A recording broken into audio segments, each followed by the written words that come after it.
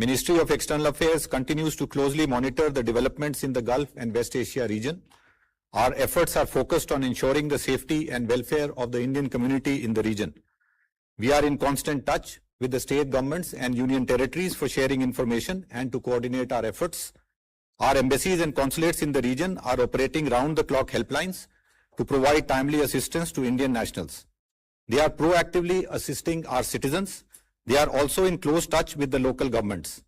Advisories are being issued, including information related to local government guidelines, flight and travel situation, consular services, and the various welfare measures being undertaken for the community. Our missions are actively engaged with the resident Indian community. They are regularly interacting with the Indian community associations, organizations, professional groups, and Indian companies to address their concerns. Welfare of the Indian seafarers in the region is of high priority for us.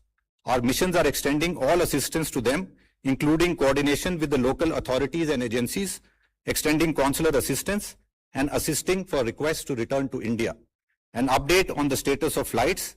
The overall flight situation continues to improve, with additional flights operating from the region to various destinations in India. UAE airspace is open. Indian and UAE carriers are operating flights from UAE to various destinations in India. Flights are operating from various airports in Saudi Arabia and Oman to different destinations in India. Qatar airspace is partially open. Air India Express, Indigo, and Qatar Airways are operating flights from Qatar to various destinations in India. Kuwait airspace is open. Jazeera Airways and Kuwait Airways are operating flights to various destinations in India. Indian carriers are also expected to resume operations from Kuwait to India soon. Bahrain airspace is open. Air India Express, Indigo, and Gulf Air are operating flights from Bahrain to various destinations in India. Iraq airspace is open with limited flight operations to destinations in the region, which can be used for onward travel to India.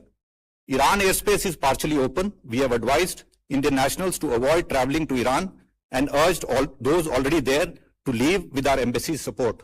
So far, our embassy in Tehran has facilitated movement of 2,557 Indian nationals out of Iran through land border routes.